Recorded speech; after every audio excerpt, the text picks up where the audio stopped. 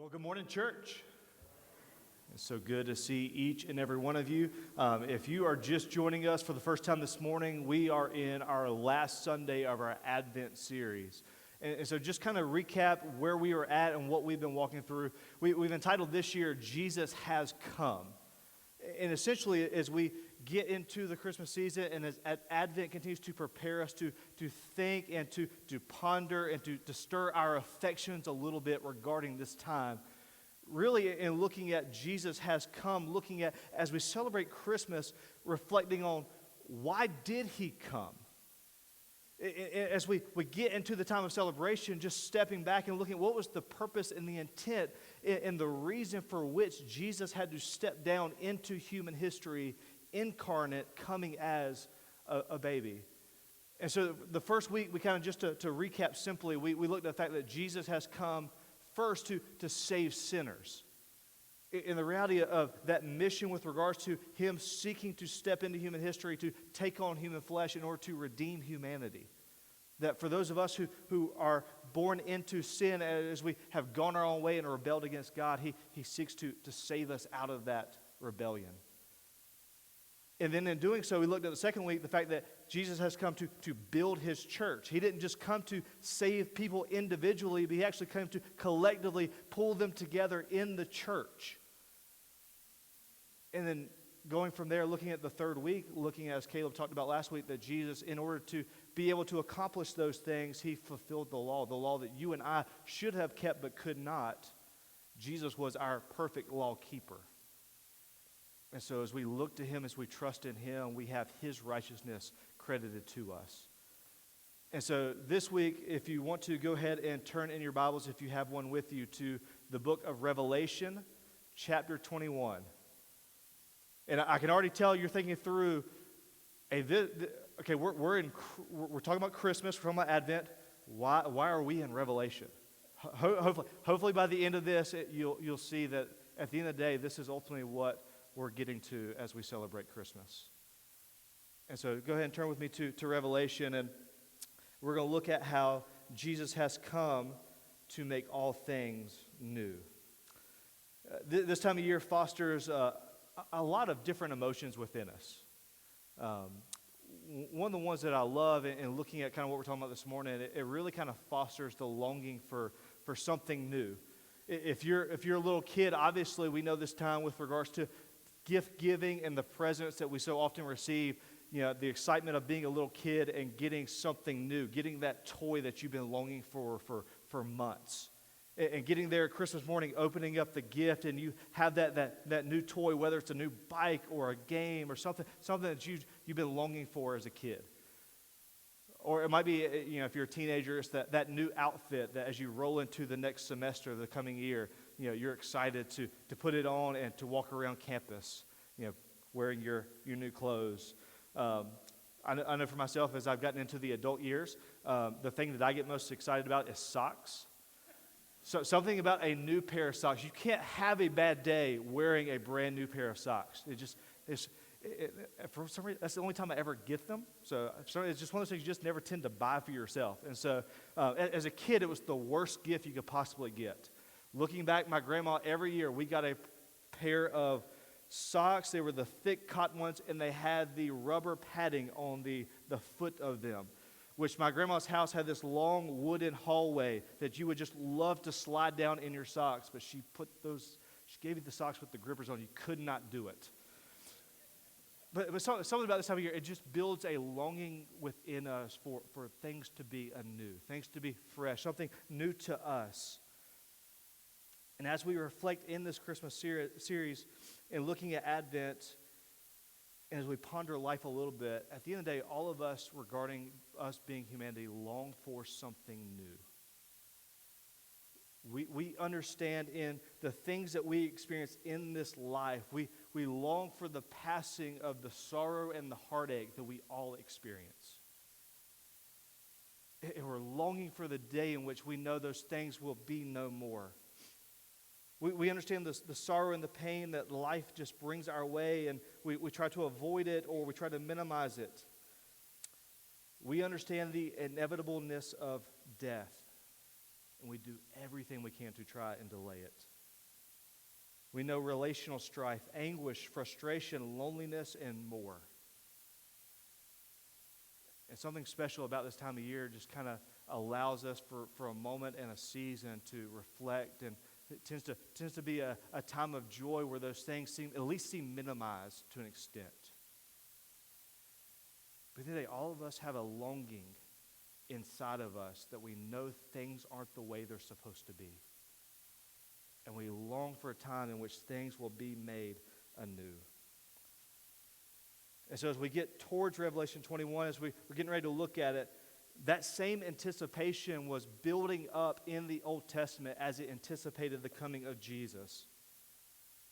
The Old Testament prophets, they spoke about it, and they longed for the day in which the Messiah would come to make all things new. And so as we think about Jesus in his first coming, and then think about the connection with the second coming, one of the things, and this is kind of aspects of theology and looking at the Scriptures, one thing we need to recognize, a lot of times when we sit down in the Old Testament prophets, the things that the Lord was showing them that were coming down the pipeline of time as the Lord was revealing what he was going to do. A lot of times it's like looking at the landscape of mountains. I love, especially during this time of year when it's a nice clear day. We live off of Highway 53, and we have to turn down Sardis Road.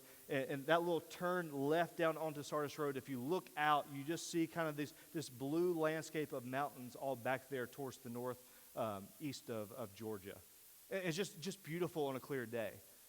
But as you look at those mountains, they look like they're all kind of mashed up right there next to one another together. And those mountains kind of represent the different things that Jesus was seeking to accomplish in his comings. And so as the Old Testament prophets looked at them, much of what we see and much of what they saw as they were writing and getting the revelation of the Lord, they were kind of all there together. And so much of what they were prophesying and looking at with regards to Jesus in his first coming and his second coming, it was kind of like those mountains situated together. But as time kind of goes on, you start to see what Jesus is seeking to accomplish is over the span of many years, both with his first coming and then years and years down the road in his second coming. But the way in which they look at it and saw it, it was as if in his comings, those things were so in sync, they were together, as if as Jesus is coming, it's like the aspect of a train engine pulling the carts in tow. You sit there at a railroad tracks and you see the engine come by, and you know there's more coming, and you start seeing it. And as you get on, if you were just having to pull up in those moments and you saw a cart, you knew something was in front of it pulling it along. So here's the thesis I want us to bring all this in culmination to. Here's the main idea, the summary of what we're going to look at this morning. Jesus in his first coming carries in tow the future realities that will be completed in his second. So what does that mean for us then with regards to us celebrating Christmas and his incarnation, his first coming? It's the idea, as we continue to celebrate the aspects of the cradle, that Jesus has come and he was laid in a manger, and all that came with it, the celebration, the rejoicing, and the anticipation. Built within that is the idea and the anticipation that the cross was coming. But not only was the cross coming, but the consummation of everything he was wanting to do was right there in that moment. And so the anticipation towards the end, the time in which he makes all things new, is situated and held up and pent up in the fact that he stepped down into human history. So even in the midst of the cradle, as we celebrate his first coming, it has built within it, longed up within it, the anticipation of his second coming, when he finally undoes all that is wrong in this world. It's like the idea of an oak acorn. As you see it, there's the idea, if you're simply like me and you got deer all over the place in your backyard, or squirrels, for them that's simply an acorn, simply a short little meal. But built within that acorn is the future reality of an oak tree. And then with enough time passing, that oak tree then becomes a full mature tree that produces more acorns. We look at the cradle the same way. We look at Jesus in his first coming in the incarnation the exact same way. Built up within that moment as he stepped down into human history as a baby, lies within him the future reality that the cross and the consummation of all things will come to completion. And so as we look at the reality that Jesus has come, as we celebrate that this Christmas, not only has he come in a sense to save sinners, to build his church, to fulfill the law, as we celebrate Jesus, we celebrate the reality he has come to make all things new. Our first point is this. In his coming, Jesus makes all things new by restoring what sin has ruined. And as part of what our celebration is as we look at Christmas. So what does it, that is his coming, do to accomplish this? And so this is where we're going to look at Revelation 21. Starting in verse 1, John writes this. He says, "Then I saw a new heaven and a new earth, for the first heaven and the first earth had passed away, and the sea was no more." See, as John looks up, he sees the reality that God is doing a work, that he's making all things new. He says, I see a new heaven and a new earth coming. The old things have passed away. And so Jesus in his first coming begins the inauguration of those things becoming reality.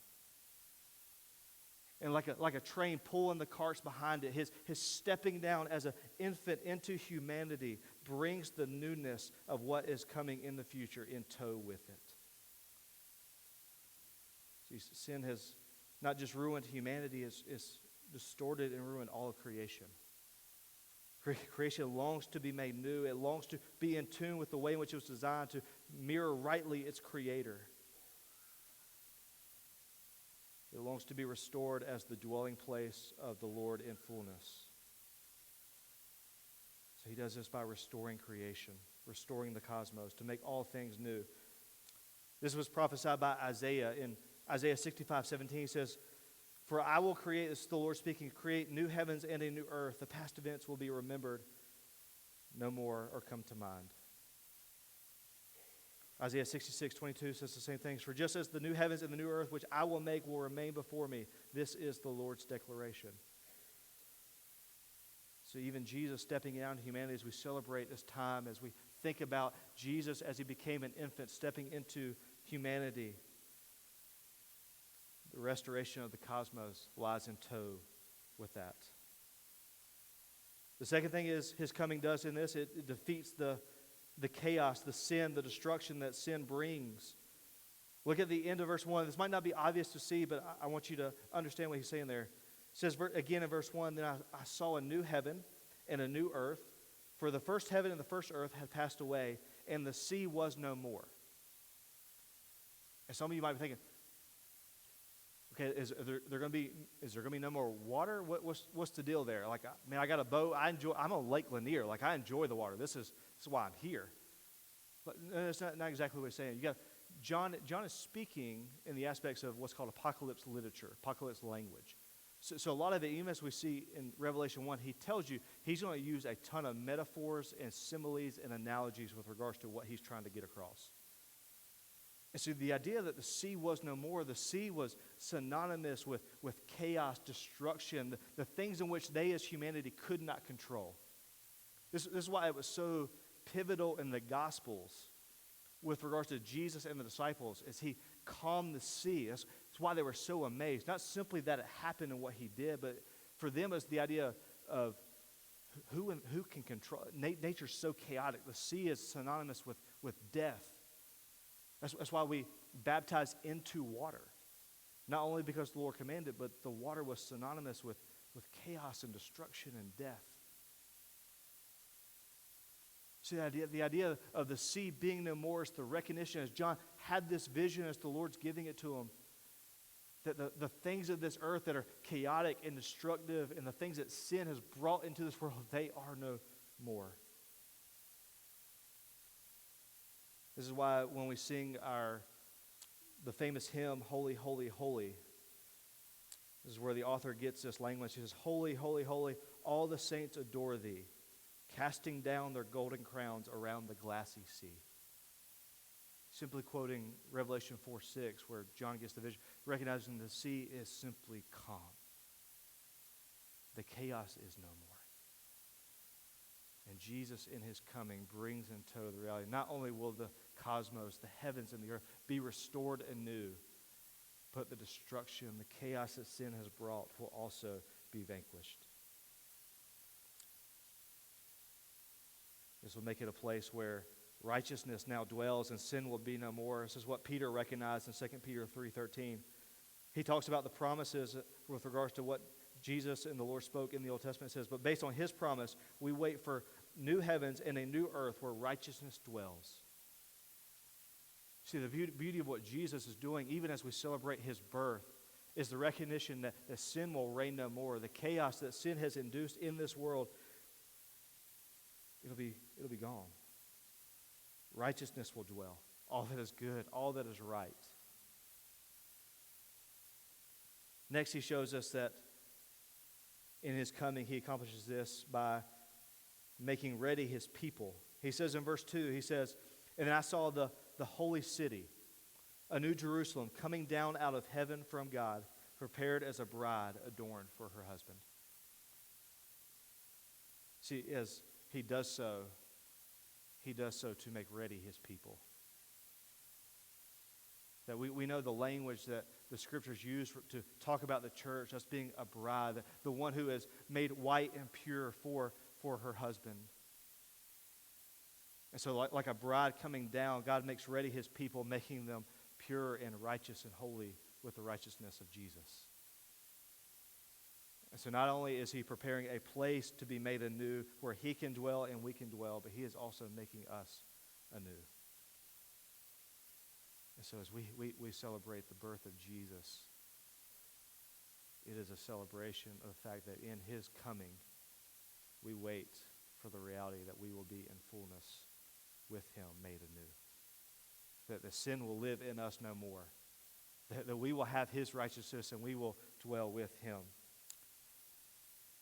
This reality Peter also picks up on. He says in 1 Peter 2, he says, but you are a chosen race, talking to the churches there, a royal priesthood, a holy nation, a people for his own possession, that you may proclaim the excellencies of him who called you out of darkness and into his marvelous light.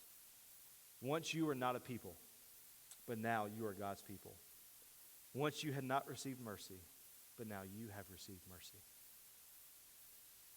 See, the celebration of the birth of Jesus is a celebration of the work that he is going to do and has done to prepare and make us a people. That we did not deserve mercy. But out of his loving kindness for us, he showed it to us. We were not a people, but now we are children of the Father. The next thing he shows us in his coming that he does to accomplish this, he says he makes his home with his people. Pick up with me in verse 3 there. It says, then I heard a loud voice from the throne saying, behold, the dwelling place of God is with man. He will dwell with them, and they will be his people, and God himself will be with them as their God. See, much of what John's seeing here in Revelation 21 is really what they call a recapitulation, basically a retelling of what has already transpired, what has already taken place. So here's what I mean by that, is the reflection of what's happening here. You can't help but think back and look back to the garden. And so as you look at Revelation, really a lot of what it's mirroring and retelling of what's future and what's going to happen is synonymous with what happened in the garden. And so the beauty of the garden, the beauty of what God did there in Eden was the fact that heaven and earth were one. And there's a sense so God in his dwelling dwelt with humanity. You look at Genesis 1, you talk about him Genesis 2, him walking in the cool of the day with humanity. So what made the garden so wonderful is the fact that God was with them. He was there. And we see in Genesis 3 where the sin of humanity, the sin of Adam, the sin of Eve, broke the chasm and separated us from God, severed the relationship in which we had with our Lord and our Creator. And then God in his promises began to slowly reveal himself in doing that. And you see the beauty of the tabernacle, the instructions that he gave the nation of Israel to make a place in which he could come and dwell amongst his people, but ultimately behind the curtain. And then the temple began to do the same thing. It was the permanent structure in which they would do so, and knowing that God would come and dwell amongst his people. But in the new creation that we long for, the new heavens and the new earth, God says, all of creation will be my temple. I will dwell with my people. I will have my presence amongst them, and there will be not a square inch of all that exists in which I don't exist with my people. This has been the longing from the Old Testament. Zechariah 2:10 says, "Sing and rejoice, O daughter of Zion, for behold, I come and I will dwell in your midst, declares the Lord."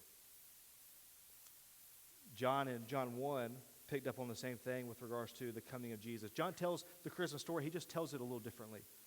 He says in John 1:14, he says, "And the Word became flesh and dwelt among us, and we have seen his glory, glory as of the only Son from the Father, full of grace and truth." He remakes the heavens and earth anew. He makes its fullness his dwelling with his people. How else does he accomplish this? He rids the world of pain. Verses we're probably very familiar with. He says in verse 4, says, "He will wipe away every tear from their eyes, and death shall be no more. Neither shall there be mourning, nor crying, nor pain anymore, for the former things have passed away." See, humanity longs to rid of itself of suffering, of pain, of heartache. We'll do everything. We'll medicate ourselves to avoid it. We'll isolate ourselves to avoid being hurt again. Or we'll satiate ourselves. We'll take in all that is good so we can reduce the negatives in our life. We long to be rid of pain. And as we look at Christmas, the coming of Jesus, his birth, his incarnation, it is the seedbed by which we see the day that is coming in which pain and suffering will be no more. How else does he accomplish this? He says he defeats death once and for all. Verse 4 also says, he wipes away every tear from their eyes, and death shall be no more. Neither shall there be mourning, nor crying, nor pain anymore, and the former things have passed away. Death is the ultimate thing that we all long to defeat. And we know it's a result of sin. And as we continue to process and look at Jesus in his coming, we know as we look and celebrate the birth of Christ into humanity, built within that life is the defeater of death. I love what a famous pastor and songwriter, John Donne, he wrote a sonnet called "Death Be Not Proud." And I love how he summarizes this. I'm not actually going to read his sonnet because I don't think many of us, are myself included, are up to date or well versed in our Elizabethan English, unless you're just like a Shakespeare scholar. So if I were to read it, then it would probably it would go over my own head. So, but there was another group that wrote more or less a modern rendition of it. I'm just going to read it. Basically, it gives us the Christian perspective as we think about death through the lens of what Jesus has accomplished in his coming. It helps us to see this thing that the rest of humanity fears. We as Christians have nothing to be afraid of. It says this. It says, "Death, be not proud, though men will fear you. And think you grave when they draw near you, because you take us down, and we can't escape the fact that I've learned by now your right is just an act. So lay my bones inside a hearse, take me in and do your worst. But tell me why you choose to boast. You're just a shadow and a ghost. I'll breathe again. You'll be surprised when you're the only one who dies. Death, be not proud. You'll soon find out. So come on, death, I've got your dues. Take them any way that you choose. And shake the heavens with your smile if my bones are worth your while. But this coffin's just a wound. My God will get the final laugh. Death, here he comes, your epitaph. So as we think about Christ in his coming, as you see the nativity scenes with the baby laid in the manger,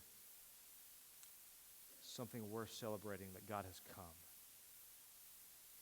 Laid within inside that manger is the reality that there's coming a day in which death will be no more. That Jesus has promised, as I make all things new, not only will I restore the entire cosmos, I will end pain, I will end suffering, I will make my people anew, and they will be my people, and I will dwell amongst them, but death will be no more. It will get the final blow. In Jesus' coming, he brings the final verdict to death once and for all. Our second point this morning. In his coming, Jesus alone can make all things new. And obviously, this kind of begs the question, because as we're talking about this, how can he be the one who accomplishes these things? Why is it Jesus in his coming? What makes him unique and special to bring about this newness that we all long for? We'll look at verse 5. He says, "And he who was seated on the throne said, 'Behold, I am making all things new.' And also he said, 'Write these down, for these words are trustworthy and true.'" So what makes this declaration trustworthy and true? Because the one who said them is the one who is seated on the throne. The one who says them, the one who declares that these things are coming, the things that he will do that are sure and right and going to take place, he has the power and the authority to make them happen. And so as we look down into the face of an infant within the nativity, that face is the face of God himself, the one who sits on a throne, who has all power, who spoke all things into existence. He alone is the one who can make things right. The second thing is he's the author of all things. Verse 6, he said, "And he said to me, 'It is done. I am the Alpha and the Omega, the beginning and the end. To the thirsty I will give from the spring of water of life without payment.'" He is the author of all things. He is before all things and has made all things. Since he has made all things, why will we doubt his ability to make them new? Why would we doubt his ability with regards to, hey, I know this Christmas season I'm going to endure a family situation where I'm not wanted or loved. Or there is strife with regards to a marriage. Or as we think about the fact that I'm enduring this pain, and it is so difficult that the aspect of waking up in the morning is just a reminder that I don't want to get out of bed because it's so excruciating.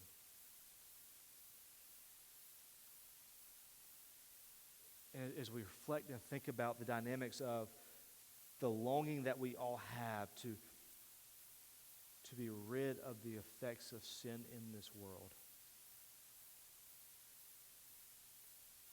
this season ought to bring to recollection the reminder of who we actually serve. Both the goodness and the faithfulness, but also the power of the one who we call Lord. That he is sufficient and powerful and able to make things new, and he has promised that he will make them new again. And as we wait, he sustains us. As we wait, he is the one who continues to, by his grace, endure in us all things. So this brings up our final question. What then does this demand of us? We look at our last two verses. We are either in Christ as children being made new, or we have sought to do things our own way. Look at the first one. We are either in Christ as children being made new. Verse 7, "The one who conquers will have this heritage, and I will be his God, and he will be my son."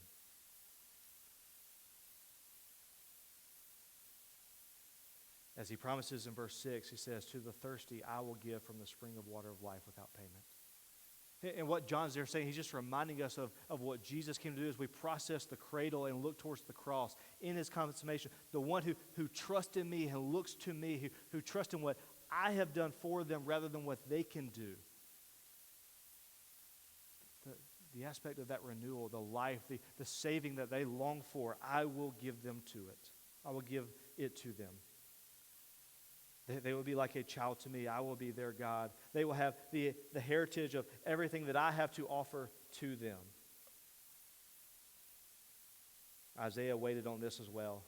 Isaiah 25:9 says, on that day it will be said, look, this is our God. We have waited for him, and he has saved us.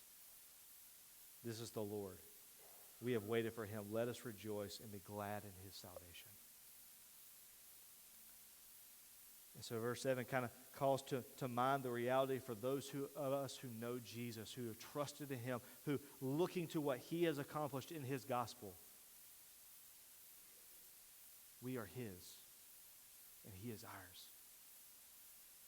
And that promise of renewal, that promise of newness, the reality that our pain will be no more, death will be simply a passing step into what Christ has for us. It will simply be a speed bump. But those of us who have sought to do our own thing, do things our own way, John gives a warning in verse 8. It says, but as for the cowardly, the faithless, the detestable, as for murderers, the sexually immoral, sorcerers, idolaters, and all liars, their portion will be in the lake that burns with fire and sulfur, which is the second death. As John talks about, he's talking about those who basically seek to make things right or new in their own way. And essentially what it comes to, there's two ways in which we try to do this. Two ways that are counter to the gospel. It's either the aspect of religiosity or rebellion. The dynamic of rebellion, I don't care what the Lord is inviting me into. I don't care what he has for me. I'm simply going to do things my own way. Or the other end of it with regards to religiosity, which is the idea of I'm simply going to try to paint myself in my own righteousness. As we've been walking through Romans over the past couple weeks before our Advent series, it's the idea of simply trying to hand God a fake currency. The dynamic of monopoly money. Where I'm trying to do it my own way. I'm trying to earn. I'm trying to give you what I got, Lord. But at the end of it, he simply says, no. Only my righteousness is sufficient. Only that which I can give you is sufficient. So if that's you this morning, I simply offer this invitation. Continue on from Isaiah 55:1.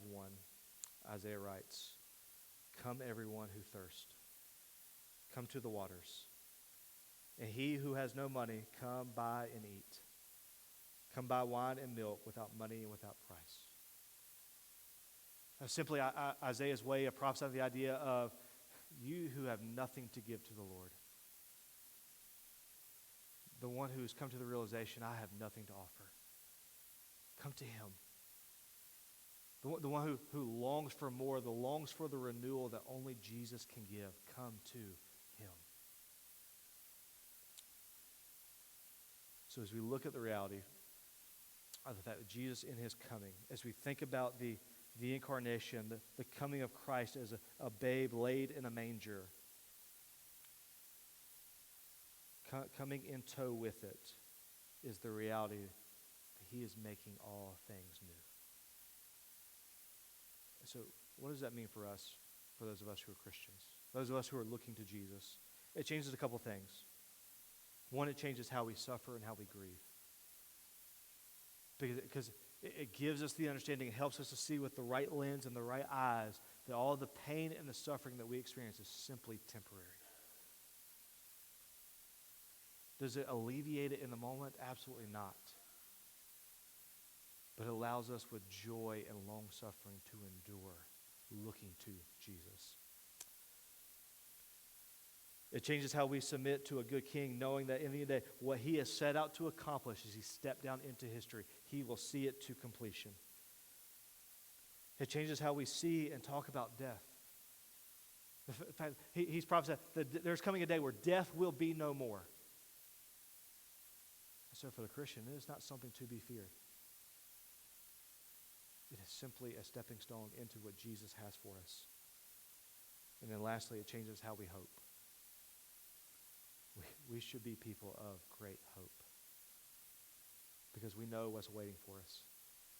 We know how the story ends. We know and what he has set out to do as we celebrate Christmas, remembering how he stepped down into human history. As we look at a nativity scene of Jesus laying in a manger, we have great hope, not only because of what the cradle led towards with regards to the cross, but how the cross made accomplished and longed for what's going to happen when he comes again. And so we have great hope. Those of us who, as our band's coming up, for those who might not be believers, who don't know Jesus or don't know what it means to follow Jesus, Jesus beckons you to receive what he has offered. He longs to make you new as well. And as we look to what he has offered, we long for what Jesus has promised, that when he comes back, the pain and the suffering, the trials, the tribulations, the things that sin has wreaked havoc on in this world, those things will be no more. He longs for you to see why a baby born in Bethlehem over 2,000 years ago is good news worth celebrating. And so if that's you, we would love to invite you to receive what he has offered. But I know looking around, I know most of us, it's probably, I'm a follower of Jesus and this is another Christmas. We hope as you move towards next Sunday, as you're preparing, as you're even in this time probably gathering with family or doing various things to celebrate, that in looking and reflecting on his first coming, that time would be immersed in reflection on why he had to come. But also the aspect of not only why, but what he accomplished. We could have picked even a dozen more or more so topics to reflect on and think about. But I hope as you prepare and as you work towards next Sunday, as you celebrate the coming of Jesus and his first coming, there's simply the reminder of the fact that Jesus, you stepped down in order to save me. That your mission, your purpose, your intent was to save sinners. And hopefully your story is, that was one of me. That was my story, that you saved me, you found me. But in doing so, he didn't simply leave me be. He didn't leave me by myself. He built his church, that we would be an outpost of the kingdom, telling the world why he had to come. And the beauty of remembering the fact that he stepped down as an infant, the law in which we were under that we could not keep, he stepped down underneath it as well to be our perfect law keeper. That sin did not dwell in him like you and I. There was no sin to be found. He was perfect. And therefore, he became our perfect sacrifice. And in that work and in that mission, as we look at Christmas, it is simply the train pulling the carts that one day all things will be made new. So hopefully that's simply a reminder for you. Hopefully just kind of brings in to a fullness of completion with regards to, hey, this is worth celebrating even more.